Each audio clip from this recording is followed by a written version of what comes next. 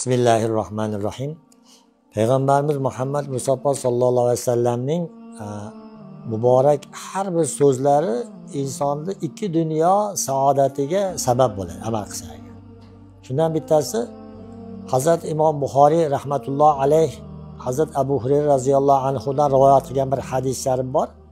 Aytadilarki, bir kishi kelib payg'ambarimizdan aytdiki, "Avsini ya Rasululloh, menga vasiyat qiling" dedi. Vasiyat degani bizda mendan keyin falon ish qilasan deyishni vasiyat tushunadi. Aslida vasiyat degani bizda nasihatga ham ma'nosi bor.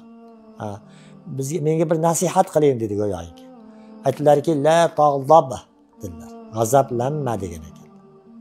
Keyin aytdiki, yana nasihat qiling dedi. Yana ikkinchi bor ham la tag'zab, g'azablanma dedilar. Uchinchi bor ham so'radi hali yigit. "Menga nasihat qiling" deganda Rasululloh nima dedilar? G'azablanma dedilar.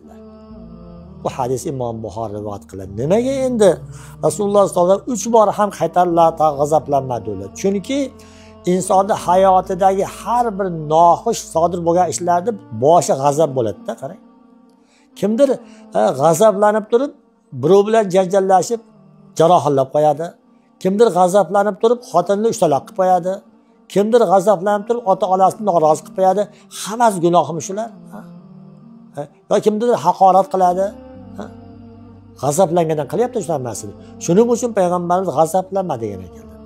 Kitoblarda shunday gap borki, kishi g'azablanganda, odam bolasi g'azablansa, shaytonning qo'lida, yosh bolaning qo'lida to'pga o'xshab qolar ekan.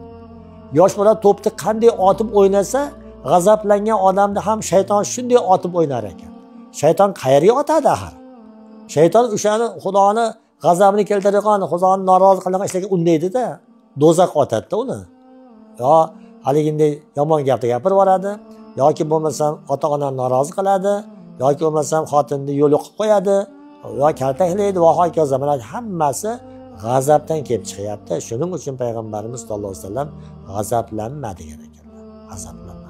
Bu katta hikmat. Shuning uchun boshqa bir hadisda keladiki, Rasululloh sollallohu alayhi vasallam aytgan ekanlarki, sizlar haqiqiy pahlavon bilasizlarmi deganda, bilamiz, ko'ragiga tegmagan yo'q, unday emas dedilar. Haqiqiy pahlavon g'azabi kelganda g'azabini bajarish qo'ldan keladi, lekin shuni yutgan odam haqiqiy pahlavon.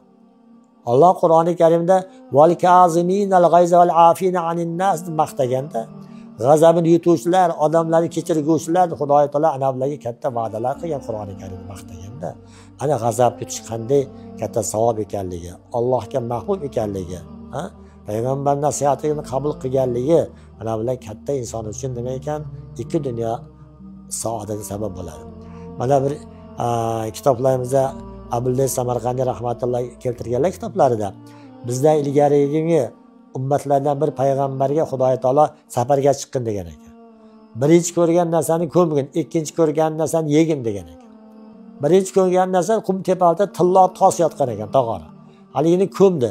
5-10 qadam o'tib qarasa, tag'in chiqib qolgan ekan. Qaytib kelib tag'in ko'mdi. Yana chiqib qolyapti ekan. Uchinchi bor ham ko'mdi. Qarasa tag'in chiqib qolibdi, ketavergan ekan. Ikkinchi ko'ringan narsa ko'ziga tog' ko'ringan ekan. Tog'ni yegin dedi.